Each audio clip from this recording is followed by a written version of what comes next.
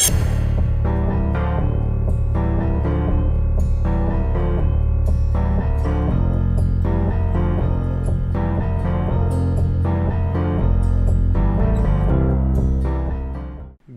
and salutations. It's episode 10 of the BookNerd podcast. Today, a few quick tidbits about the site and a conversation with author Brendan Reichs. Begin the transmission.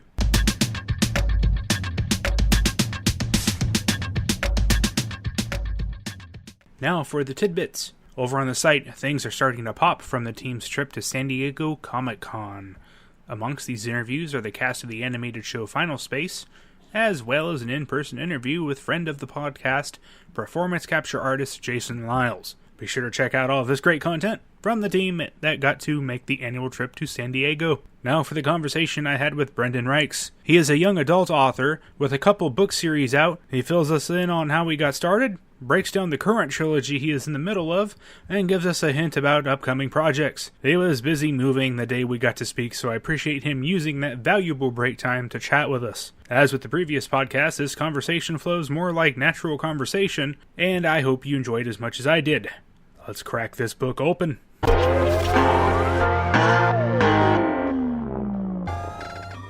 Hey, Brandon, it's Mark with BookNerd. How you doing? Hey, Mark, how you doing? I'm doing well. I'm doing all right. Glad to hear you're doing well. I do want to say thank you for taking the time out of your busy day to talk to us today. I know moving can be strenuous, and I do appreciate you making the time. I need a break from it anyway. It's a little bit of a nightmare. Oh, isn't it always that way? Yeah, it's just you feel like you never make it done. Opening boxes all day. It took me an hour to unpack a box of spices, which is just disheartening. Well, maybe you have too many spices, but then again, if you're a chef, I guess not. No, I'm not. I'm just like, why would they wrap all of these individually? This is insane, but anyway. Oh, man. Yeah, that is pretty crazy. We're here to talk to you about, well, many things, but Brendan, before we really get going, can you kind of tell us your story before we start talking about the stories that you write? Kind of like, who is Brendan Reichs in a nutshell? Sure. I guess, I used to be an attorney, actually. I went to law school. I was from Charlotte, North Carolina. I went to Wake Forest as an undergrad. And then I went to George Washington Law School because I'd always thought I would like to be a lawyer. And I did that for about 3 years. And it was just a bad fit. I just didn't have the real good personality for it. You have to be very serious in that profession, and I tend not to be. So after about 3 years as a litigator, I just decided I had to do something else. Now, it happens that my mother is a writer as well. Kathy Reichs. She writes the Temperance Brennan books, which were made into the TV show Bones. So I got an idea that we could do maybe a spin-off series for young adult with a sort of a teenage Ori Brennan who would be like a young Bones. And it turns out that was a marketable idea and people were into it. So I decided that I would write that. So I wrote that series. That was my first one. There's 6 books. And then after that series was concluded, I started my next series, which is Nemesis. And then I've got a new middle grade series with my good friend Ali Tanvi that comes out in October called The Dark Deep. And so I've been a full-time writer ever since, and I'm a much happier person after making the change. That's good. It's always good to hear people not being happy and not so much not being happy, but making the change to make themselves happy. Now, I'm kind of curious because obviously with your mom being an author, had you meddled with writing while you were, say, in law school and while you were practicing, or did you just go cold turkey and just start writing this book series? I went cold turkey. To be honest, that was the first draft of Virals was the first word of fiction that I'd ever written. I do always make a caveat when I say that. I was a ferocious reader growing up. I read everything. I really spent a lot of time with books, and I always wanted to write. I always knew I would. Actually, it's kind of a funny story. When I originally proposed the idea, I just didn't want to be a lawyer anymore. So I was like, my idea was I would start a company, and it would be basically, to make these books and whatever media came out of it. And I would actually hire a writer to write the series. And it was my mother's agent who at the time was just sort of like, or, dummy, you could write the book. And I was just, it honestly had not even occurred to me. And then I was like, oh, yeah, I could do that. So I did. And, all the writing training I got out of the history major in college, and then law school was half writing. And so I've been writing my whole life, just not fiction. but I found a lot of it really translated well. Well, that's cool. That's kind of funny that you considered using a ghostwriter for a while there, but I imagine some people do that. But with that being the case, with you doing this cold turkey, I can only imagine how huge of a help your mom was in that process of putting pen to paper for the first time. Can you tell us a little bit about that? Well, it was interesting. I had an idea for how I would put a book together, and I had a lot of ideas for what would go in it. So we did an outline, and I basically did write the first draft of the book. That was sort of my idea. I was like, rather than try and do this piecemeal, let me put the story together the way I think it should go, and then you edit it. And that's how we sort of went for the whole time through the series. Like, I would write a draft, and she would basically serve as my first editor. And it was quite an interesting scenario when your mother is editing your books, because professionally it was very much about the work, so it wasn't a lot of coddling involved or feeling spared. So it was pretty interesting to have not one but two editors, and have the first one be your mom. But it really was helpful, and as the series went deeper, it just became more. The work just came a lot easier. So I'd say that each book we had to do less and less arguing about what would go in it as we moved through the series. Okay, so it does sound like there was that's nice that she was able to take the professional approach and not hold back when you needed help on the editing process. So that's in her opinion. Well, mother knows best. Yeah, I guess. Aside from moving into being an author, now before we get to the Nemesis book series, can you tell us at all about Y'all Fest and Y'all West? Sure. Actually, the Y'all Festivals have been like a really big part of my professional life, almost from the beginning. So Y'all Fest is the brainchild of Melissa De La Cruz and Margaret Stoll and Cami Garcia, who wrote the Beautiful Creatures series. And of course, Melissa De La Cruz has written almost everything. Currently, she's working on the Descendants series. But they put together a festival down in Charleston, and they had asked me to attend, and so I did. And then, we just got along pretty well, and I was in the area, so they asked me if I wanted to maybe help out with it. It was really small at first. Y'all Fest was maybe 2,000 attendees the first year, something really small, and we're up to about 20,000 annually every November. So it just grew and grew, and I've been on the board since, after that first year. And we actually did. It was so much fun that we actually have a second festival, Y'all West, down in Santa Monica every May, where we basically just do the same thing on the West Coast. So now we're running 2 a year. The same group of core people put them together, and it's just been a lot of fun. Planning things, and it's a great way to network and meet other authors. And it's just one of the ways our community, the YA community, is very, very close, and this is one of the ways that we've managed to do that. So are these festivals, pardon the comparison, but are they similar to like a convention where the authors get to mingle with fans and stuff like that? Is that kind of a setup? It's a literary festival, so we don't really like to consider ourselves a convention because there's no cost to the public to attend. It's mainly fans.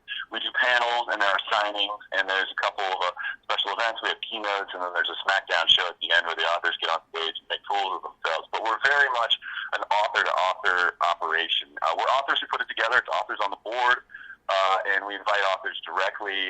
We wanted to make it as little corporate feel to it as possible, and it's just supposed to be a lot of fun. And I think the reason the Y'alls have been so successful with authors is because it really is a good time. Like, we enjoy each other's company, and part of the fun of going to a Y'all Festival is that you get to hang out with all the other authors for a weekend, and just sort of mingle and just be relaxed and also spend time with fans. So, conventions can be very rigid, very straightforward, or they can be very corporate or have price tags involved, and we don't do any of that stuff. We're just sort of you come on the day of the festival to either Charleston or Santa Monica, you can go up and down the streets, everything's free except for a very few events, and they're just because we can only have certain capacities.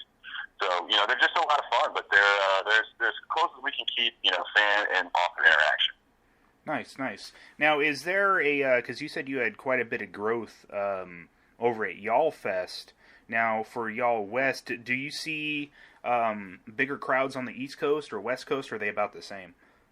They're about the same. I would say that Y'all Fest and Y'all West differ in that their vibe is a little bit different. Y'all Fest was a unique festival. I believe at the time it was the only middle grade and YA-only festival in the country that was going on. Now there are dozens of them that have sprung up, which is wonderful because there's basically now a young adult and middle grade circuit where you can only go to festivals all year as an author that are just focused on middle grade and young adult literature, which is quite nice because it's your fan base and it's the people you want to be around. Y'all Fest tends to be a destination. We get people that come from all the way from Ontario, Canada. We have people from Calgary. People fly in for the weekend. It's a big crowd. Charleston has a lot of capacity, and so it tends to have that kind of a vibe, a destination weekend. Y'all West tends to be more laid back, as California can be. It tends to be more based on fans from the Southern California area. It seems to be a lot of locals come out. We bus in a lot of kids from the local area who often have never had a chance to go to a festival. So it's a sort of a California vibe to the same festival. But they've both been equally successful. Y'all West really started off with a bang. We sort of knew what we were doing by that time. So we get a pretty comparable crowd with both of them. Nice, nice. So each one has its own flavor, and they're both being successful. That's great to hear. Now, let's move into your more recent stories, the Nemesis book series. Now, it started with the book Nemesis, which I believe released last May of last year. Is that correct? That is correct. It was end of last March. March, okay. So last March, and then this year you released the follow-up book called Genesis. Now, that is a direct sequel? It is a direct sequel. It picks up right where the other book leaves off. There's actually going to be a third. It was originally sold as a duology, but the series has had pretty good success, and so we decided to make it into a trilogy. I actually originally pitched it as a trilogy, but then we sold it as a duology, and now we're blowing it back out to a trilogy, which is fine by me because I believe that was its natural form to begin with. So there'll be a third book that comes out next March called Chrysalis. For people that don't know, obviously, I don't want you to spoil anything, but what is kind of the pitch for the Nemesis book series? I don't know if you want to do one specifically for Nemesis and then a different one for Genesis, since that recently came out. Just how would you describe this to someone that has never heard of it before? Sure, and that's actually a really good question. Like, my books are really sort of twist-based. They're very much about surprising the reader, and they go very, very fast in their pacing. You never end up where you start, which is sort of I like to call it my signature style, but it's just the way I like to write books. I like to write thrillers, and I like to read them. So I like things to go fast, and I like the story to just surprise. So it's funny, I can't really talk much about Genesis and Chrysalis without giving away a lot of what happened in the series. Even sort of the basic settings are difficult to explain if you haven't read the entire series. But I can tell you about Nemesis, which is, obviously the place to start. But it's the story of two teenagers, a boy and a girl. One's named Min and the other's named Noah, and they have a very unique problem in that every 2 years on their birthday, since they were 8 years old, this man in a black suit finds them, hunts them down, and murders them. Except for they don't die like normal people. Instead, they sort of just wake up in a field, separate field, about an hour away from town without a scratch on them, and all evidence of the crimes have been erased. And this has been happening to them since they were 8 years old. So the book begins basically with Min cowering in her bedroom, trying not to get murdered for the 5th time by the same person. And spoiler alert, she fails. And afterwards, she decides she has to look into this. They're not even aware of each other at the beginning, but they slowly realize that they may be involved in something much bigger than that, and it might be a conspiracy involving their entire class and, in fact, their entire hometown, which is this little town in Idaho. And they come to realize that in the end, it may, in fact, involve all life on Earth. So it's this crazy thriller conspiracy book that sort of just starts going and spirals downhill and just gets bigger and bigger and bigger as you go. Wow, that does sound wow. Okay, cool. Yeah. And it's just the thing, I always like to clarify, like when I say they're being murdered, this isn't a Groundhog Day book. It's not sort of a supernatural book. It's not that the day repeats itself or, they're ghosts or that there's any, they just simply, it's almost like the murders don't take. That's really what I was going for. That was the core idea of the series. Was like, what would happen if someone murdered you, except for it didn't happen, but you knew it did happen. And I thought it was an interesting concept to play with. And so they're both like experiencing these things where they think it's real, but no one else would think it's real. So that was the core idea. What would you do if somebody murdered you, and then 4 hours later you woke up and it was like it didn't happen. Yeah, that's do you delve into the psychology of that at all? Like, do they start thinking they're crazy, or is that a spoiler? It's not too much of a spoiler. I can go and say very much that's a part of it. So what I wanted to do is turn a couple tropes on their head. So, Min is my main character, and I wanted to make her a quote-unquote strong female character, but I think these days that's getting conflated with the term masculine a lot. But I basically wanted her to just be a person who trusts her instincts very much so. And in this book, that's exactly what happens. She knows what's happening to her is happening, but she sees a psychologist who's telling her she's basically suffers from dissociative breaks and that, she's having mental what was interesting is with Noah's having the exact same thing happen to him. He has the exact same doctor, and let's just say this doctor may not have their best interests at heart. And Noah's different because he believes fully that he's crazy. He doesn't think that what's happening in his head is possible, and so he believes everything he's being told. And it was fun to write a male character from the perspective of, rather than make him the silent, brooding YA hero, I kind of wanted to write a guy who was a hot mess. And that's really what Noah is. Like, he doesn't know how to deal with what's happening to him, and it gives him panic attacks. And so he spends most of his days just trying to keep it together because he has this terrible secret which no one would believe, because honestly, he doesn't even believe it. So there's a lot of psychology involved in the first book. You know, it's really about, like, them coming to terms with the impossible and accepting, you know, that they are not, in fact, having the mental disability, you know, mental breaks that their psychiatrist is telling them that they're having. Before you told us about this plot, you did mention that you kind of like stuff to develop quickly and move quickly. Since your audience is young adult, do you feel that's a necessity in order to maintain, you know how they say that attention spans are getting shorter? Do you feel that you have to have that fast pace moving in order to grab onto the young adult attention, or is that kind of just what you like yourself? That's a very good question. I would say no, you don't have to have it. I think young adult readers are some of the most discerning in the market. They can handle just about any kind of book you want to throw at them. There's some great, slow-paced, character-developing YA that does very well and teenagers really, really enjoy. That's for me. I like pace. I like things to go fast. These are big books that you pick them up, they're a little daunting. They're both over 100,000 words, you know, which can be 400 pages, but they go very, very fast. Most people tell me they read them in 2, maybe 3 sittings total, because I wrote specifically to keep you from putting the book down. And that's just because that's how I like to read. I'm a big fan of Elmore Leonard's quote, you know, I like to read my book and then take out all the boring parts. And it seems like flip, but it's a very, very, you know, smart thing to think about. You know, I don't stop the action when I can keep it going. I don't have a day go by where they're thinking about what happened the day before. Whatever can happen next in my plot can happen. It happens right then. And I found that has made my books really popular with reluctant readers, with people who aren't usually enjoy reading books because they find them slow. Mine tend to not get that complaint. There's plenty of people who have complaints about my books, but it tends to not be that they were bored. That's good. That's it kind of sounds like the action movie of books, kind of like the summer blockbuster where you go and you eat popcorn and, you know, 2.5 hours is gone just like that. Now, something else. Well, I like to write very cinematically, for sure. You know, like you got to be character driven. You got to be sure you're not just sort of having things happen in a sequence for no reason. But I do like my books to move. I do like the fact that people read them fast, and I do think I write with an eye towards how it would look if it were a movie. I think that's something I'm consciously, or maybe unconsciously, aware of as I write. I was going to ask. You mentioned originally that you pitched the idea as a trilogy, and then. Or you thought of it as a trilogy, but then pitched it as a duo, and then you move back to a trilogy. How does that affect, like, the timeline of the book series? Because you do the entire series first, right? And then you do each individual book after that when you do the outline. Is that how that works? Well, I had a vague series arc, yes. Like, I had a 3-novel arc of the series. In other words, this would happen in book 1, this would happen in book 2, this would happen in book 3. And then, of course, you get down when I outline my individual books, I do the book arc. Okay, this is the beginning, this is where it ends. This series sort of had a third component that was different from the first 2, but I thought would be a lot of fun to write. But it wasn't necessary to complete a full story arc over the first 2 books.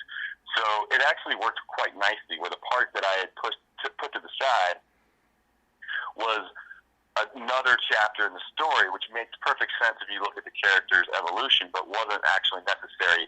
I could have ended it at the second book with a very different ending. So I was pleased as we got down to the ending, for I'm writing the second book and I'm writing the ending, that they came back and said, hey, do you still want to do the third? And I said yes. And in fact, I had plenty of material that I had to put aside. So it wasn't a problem at all actually going back to a trilogy. In fact, it was a relief because I wanted to take these characters just to one more level before I let go of them. Okay, I was actually going to ask about that too, but you kind of answered it already. I was curious if you had parts you had to pull out, either when you found out they wanted a third book or asked if you wanted to. You're like, oh yeah, sure, no problem. Then you were able to just toss that stuff right back into the fire. Well, what's interesting is when you plot out one of these things, you know, you think you got it all mapped, and then as you get into the nitty-gritty, you realize there usually is a lot more than you thought that has to happen. And actually, that's what happened when I was writing the second book, where a found I made a Genesis I really enjoy. It's been called a technological retelling of Lord of the Flies, and I can't talk much about it because it'd be a lot of spoilers of the first book. But these characters find themselves in a place where suddenly they're outside of normal rules, and they have to sort of form how they're going to live. And obviously, as most of these situations do, it gets very dark. And I found that there was so much meat in that arc that I was more than content just to follow that story, and if it ended there, we would have been great, because I really like Genesis. I think it's probably my best book that I've written to date, but I was definitely happy to continue the story, but there was enough there in that second book that I wasn't missing anything that I had taken out. Is Nemesis and Genesis both available on, say, audiobook, in case people don't have time to sit down and read? Are they able to at least check it out on audio? Oh, yeah, they both are, and actually it's been interesting productions. The people that put them together have made full casts, so there's actually different voices for different characters to sort of carry through the series. So they're really, really good audio production. I'm really, really pleased with them. And they're available for download, and I think you can also get the CDs if you're still one of those people who likes to listen on CDs, and believe me, I am too, so I'm not making fun of anybody, but they're available in both formats. CDs don't cost you data when you're on the road. It's true. It's true. And cars still have the players, so why not? Is there a specific retailer they can pick up the books or the audiobooks that you want to give a shout out for? The books are available everywhere. I do like to support indie booksellers, so I would say if you have the opportunity to purchase my books through an independent bookstore, there's some really great ones like Park Road Books in Charlotte, North Carolina, or Blue Bicycle Books in Charleston, South Carolina, or Mysterious Galaxy in San Diego. But my books, the Nemesis series, is available wherever books are sold, and the audio, I believe, is on audible.com, and I think Listening Library also may have it. I will admit to being a little fuzzy as to how the lines are drawn in the audio world, but I know it's widely available through Penguin, so it should be easily attainable. Okay. A quick web search ought to yield all the answers they need. Sure, but I'd actually like to plug one other thing that I was working on that we didn't get to, and it's my mistake, I forgot to mention, but in October 2nd of this year, I'll be releasing my first middle grade series with Ali Condi, who's the author of the Match trilogy. We co-authored a book called The Dark Deep, which has been sold as Goonies Meets Stranger Things. It's a wild ride for the middle grade audience, so that comes out October 2nd. So if people are having a little bit younger readers who are not quite ready for something like Nemesis, which can be a little dark, the Dark Deep is going to be a lot of fun. Okay, great. Brendan, before we take off and let you go, do you have any social media or websites that you want the listeners to find you at? Yeah, I've got all the social media. I'm on Instagram at Brendan Reichs. At Brendan.Reichs. I'm on Twitter at Brendan Reichs. And I'm on the web at www.brendanreichs.com. And if your parents are reading, I am also on Facebook at brendanreichsbook.com. So I've got them all covered. Hey, I still use Facebook. I know, it's funny. Well, that's just, I guess that's almost like a lie-only joke. You'll go to school and you'll do a visit and you'll talk to the students and they'll be like, Facebook? Like, my mom has a Facebook account. I'm like, oh, right, the kids aren't on the Facebook, but I've never ventured all the way down to the Snapchat. So, I kind of live in the Twitter and Instagram world. I could have gone along with that if you had said that you had a MySpace. That might have dated us. You already mentioned your new project coming out in October. You probably can't reveal this just for legality reasons, but do you have an idea of when Book 3 of the Nemesis series is coming out? Is that next year? Oh, yeah, no, I actually have it. Book 3 of the Nemesis series will be called Chrysalis, and it releases March 5th, 2019. So 3 years, 3 books. That's kind of nice that you don't have to wait, years for the follow-up. It's one of just the facts of writing young adult fiction, but when you write a series, you are required to put those books out one a year because they want those books to advance with the readers, and they don't want large gaps because young adults graduate into being regular adults. So you put out a book a year in this particular field. That is a philosophy I had never considered. That's actually a really good point and a really good idea. I'm glad somebody thought of that. Yeah, they're on top of it. Believe me, I've been like, we don't have to do every year. George Martin does every 6 years. He's like, that's not how we operate. I guess everyone's different, but you got to play to your audience. That's right. You got to play to your editor, so you got to play. Okay, Brendan, like I said before, I appreciate you taking the time for moving. I know it's a bear and a hassle. I really do appreciate it, and I hope that we get to talk to you again maybe in October or at the very least next year when Book 3 comes out. I greatly appreciate your time, and it's been a pleasure talking to you. Oh, it's been a pleasure as well. Yeah, do get in touch around October. Allie and I could come on together. She's a delight, and it's the first time that we've ever written as a co-author, so it'd be a lot of fun. So let's try and do something around that. Okay, sounds good. We'll try to have Gene set that up in the future then. All right, sounds good. All right. Really nice talking to you. You too, Brendan. Thank you so much. Take care. Bye-bye. Bye-bye. Bye-bye.